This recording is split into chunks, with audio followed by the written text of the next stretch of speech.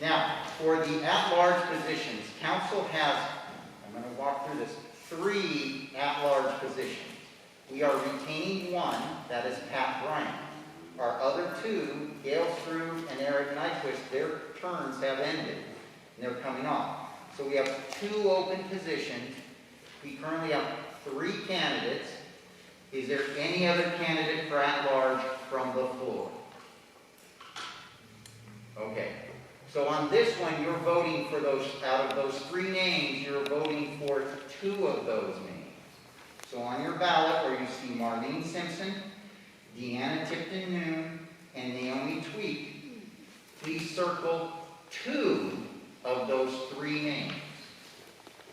Or if you prefer, you may write them in the boxes given.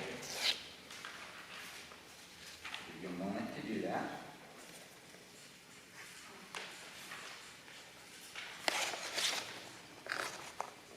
Now, as I mentioned, we're going to get to Synod Assembly, and you can keep writing while I talk. Synod Assembly is electronic. We did print the dates down there that it's going to be. I think Judy and Lorraine did it last year, where you just go online, they send you credentials. It's pretty easy to do if you're comfortable with Zoom and your computer, but, and here's the only negative, it does take up a day. You are giving yourself and your time to the Synod in our church by being a representative. We have 3 names there. Is there any nominations from the floor to attend Synod Assembly electronically? Okay, I do have a comment there, and check the pastor to make sure that I'm right. The alternate can Zoom in or attend, but cannot vote. Is that correct? Yes. That is So all 3 would be welcome to attend, but only 2 could vote. So for Pat Bryant, Judy Rusko, and Gail Struve, you are electing 2, either circling or writing their names down, of those 3 names. Please do that.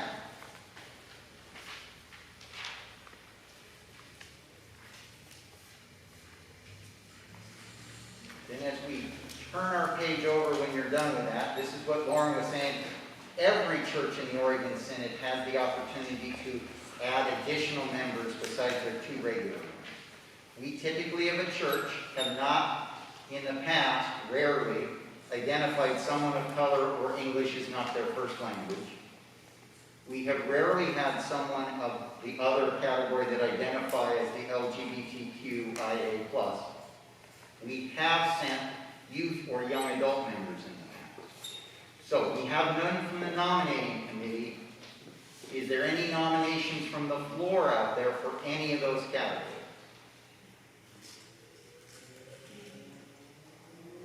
Just a question, a clarification on that, the alternate, that we're voting for 2 between the 3 that are on the... Are you talking about for Synod Assembly? Yes, between Pat, Judy, and Gail, you're voting for 2. And for the at-large, Yeah, for the at-large, for Marlene, Deanna, and Naomi, you're voting for 2. okay, thank you. Okay?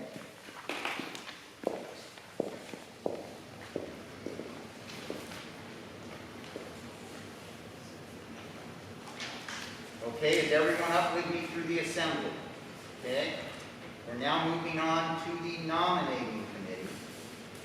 Nominating committee, we typically have 4 congregational members, and then the people that are coming off council also participate in the nominating committee next year when it's time to, actually not next year, this fall, when it's time to look for candidates. But the 4 from our general congregation is Kathy, Lauren, Eric, and Karen. Are there any nominations from the floor for nominating committee? If you would like to be on, you're welcome to nominate yourself. Seeing none, you vote for 4 nominating committee. So you may circle their names, you may write down their names, and if you don't like one of them, write down Mickey Mouse. He's my personal favorite. Okay, then finally we get to our endowment fund. Our endowment fund has 5 members, 2 of which are staying. Steve Tweed is our chair on the endowment fund, and Eric Nyquist. That leaves 3 positions to be elected. We currently have 2 candidates, Karen Halverson and Peggy Sell. Is there a nomination from the floor? Go. Lorraine Odell. Lorraine Odell. Is there a second? Second. Lorraine, do you agree to serve? Okay. We now have 3 candidates for 3 open positions. Is there any other nominations from the floor? Yes, No, Gail? but that was for which position again? The endowment Thank committee. you. We'll give her a chance to catch up. Does everyone online have any nominations? We're good? Okay. So now you get to vote for, and I know there's only 2 boxes, but Matt's not going to run again, so there should be 3. So circle or write down 3 names. The 3 we currently have nominated again is Peggy Sell, Karen Halverson, and Lorraine Odell. Okay. One more time for the endowment committee. We are electing 3. The nominations are Peggy Sell, Karen Halverson, and Lorraine Odell. When you are done with your ballot, kind of put it up, and so hopefully we get Eric and Lauren to come by and pick them up. If you need more time, please take as much time as you need.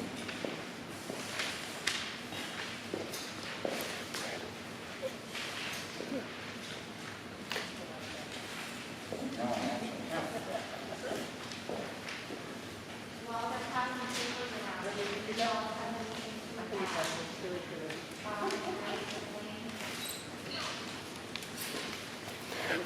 I've got a question. I couldn't quite hear Brian. I have an ear infection, so it's hard for me to hear. Who's running for assistant secretary? Andrew Miller, it's written down there. Alice Lippert? Oh, you like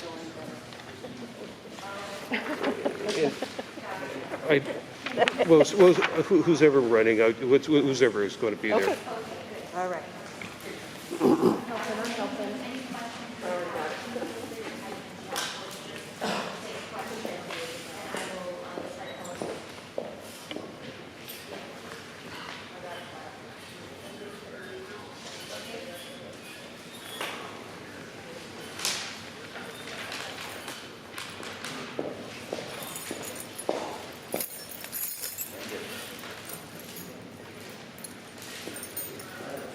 Believe it or not, that was the hardest part of this meeting. Now we get to the fun stuff. We're now going to be discussing the kind of 4-page, it's been copied from a color PowerPoint. So it's a little dark, but it's readable. Take a look at that. I'm going to go through a little bit of it. P.J. Putnam is the Executive Director of Family Promise. Family Promise is the nonprofit entity that came out of Interfaith Hospitality Network. They're the ones we work with every time, back in those years ago, when we used to have an every 13-week rotation amongst churches of homeless families that would come in and spend a week in your church and then they'd move on to another church. That's the beginning of the program, and it has since built up to help. Yes? I just want to let you know that TJ has joined the meeting, so. Awesome. Thank you. He's listening in, and I told him to say something if he has something to add. Perfect. Perfect. Thank you. Okay, so they moved beyond. Eat the mic. They've moved on from just having people in churches to helping people with their housing, and we'll get into that because we're part of that as well as other facilities around town. They also have a day center where people come and help out finding housing, getting jobs, finding ways to sustain their family, and they also have education and training so that they don't fall into the trap of homelessness again. Great program that Family Promise does. Now, about 5 years ago, if you remember correctly, we entered into a lease with Family Promise for what is the Easter house. It's the house directly across our parking lot. We sold what we used to call infant house, which was the house one more removed. And we refurbished the Easter house, so we made it rentable. And Family Promise has entered into a lease with that, and they're paying us monthly, and they have people come in. We've actually had the one tenant in there for a year and a half, I think, maybe longer. Then COVID came. COVID kind of, just like it did for our church services, shut down the ability of Family Promise to rotate people amongst churches. They tried housing their families in their day center, which is over in West Salem. Then they realized that was getting unwieldy, and then they also entered into another housing area. You'll have to help me. Is it on Columbia? Madison. Madison. They got a house on Madison that they're putting a family into, or several families, I think, actually, instead of the day center, and they're using that as kind of their shelter for the families instead of churches. They hope to get back to a point where, again, they start that interfaith model of getting back into the churches, slow as churches feel comfortable and society will, and get that rotation going. That's kind of the history there. What this proposal was, is TJ had been talking to several members of our congregation. He's talked to Karen and Matt. Doug serves with him, works with him. He's talked to Lauren and myself and Pastor. And of that, what came out of it is we keep saying, we want to do something for the community and our neighborhood here. What if we just kind of decided to do something with that land that we have in the Easter house? Well, he came to us at council with a proposal, and that's going to be on page 2 and page 3.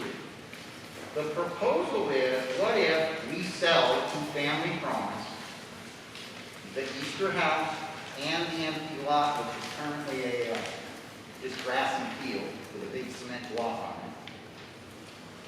it. Family Promise would develop that, and there is on the back an example of maybe what would go on the empty lot. It's like a 2-unit duplex.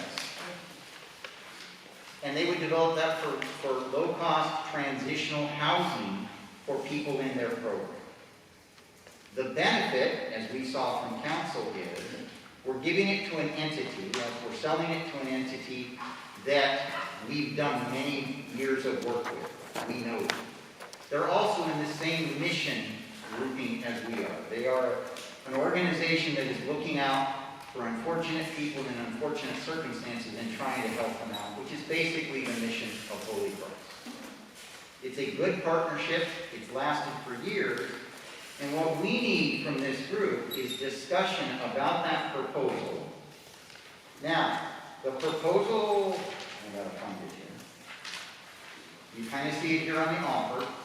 TJ came to us from their board and said, they'd like to offer $175,000 contingent on the extension and tax records, and due diligence into the zoning of the lot and the ability to build on it. Is that just for the lot or the lot and The lot and Easter house. Okay, so the pair.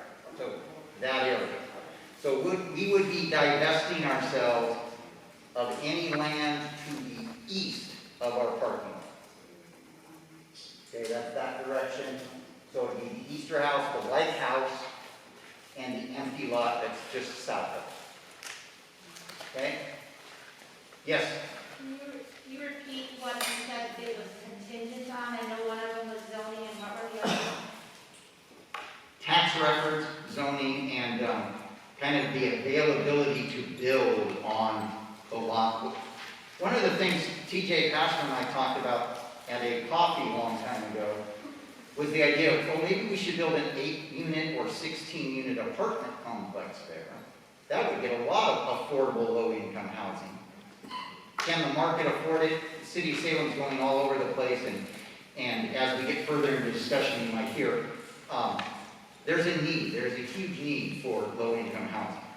The city of Salem's finally waking up to that, as is the federal government, and realizing money needs to go to that program. That's why Family Promise has a lot of that ability through their contacts to maybe reach out and tap into some of those funds, which is why, to me, it makes more sense to again be a not-for-profit family promise project rather than a Holy Cross project. Because we don't have the same ability to tap into some of those government funds because we're a church. But our purposes are the same. So I'm just going to open it up to the floor for any sort of motion and or discussion we have on this proposal. Carol? How much do you still owe on that? How much do you still owe on that property? It's a great question. I'm going to look to Lorraine, and I don't expect her to have the answer off the top of her head, because I don't have last month's finance report. No, but you do have the annual report. Thank you.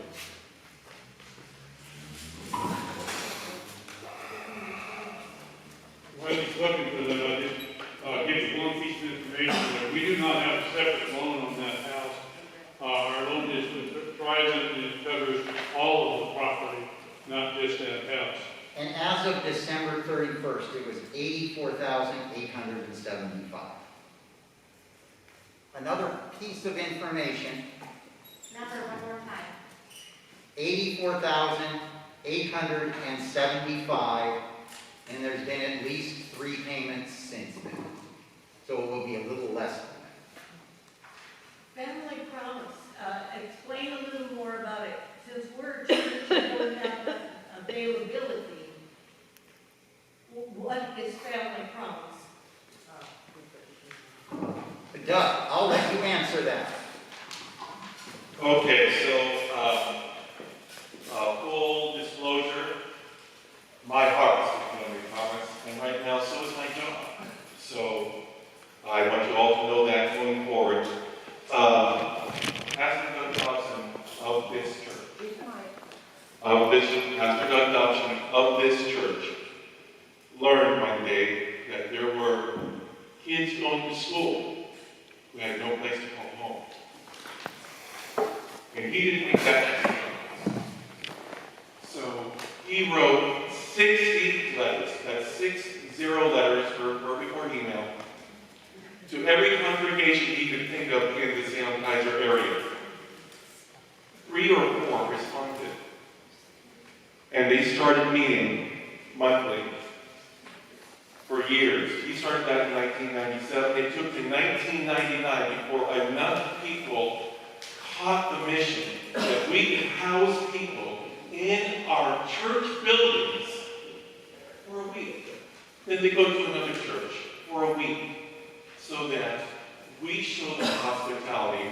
We show them not only do they have a roof over their heads and food in their stomach and a stable opportunity to look for a better life, but there's people in the community who care for them.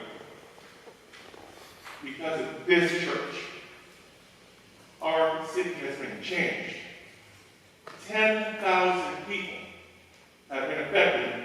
The last 20 years has been more than that, because that was the number I got from our 20th anniversary as an organization.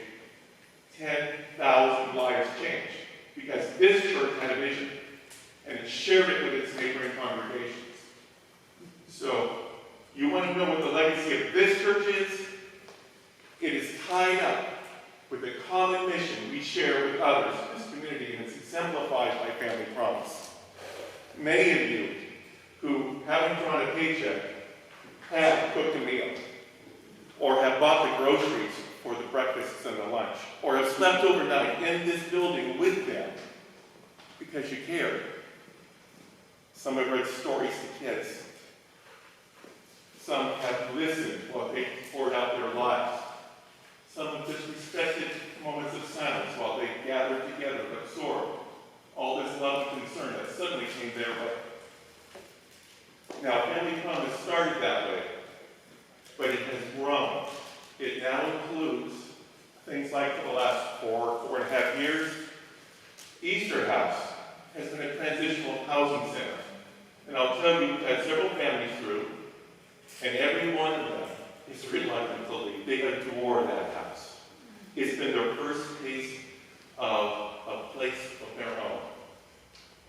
And as such, we've expanded our whole mission with Family Promise to include people not just off the street, but working their way into the community to become a solid citizen able to support themselves.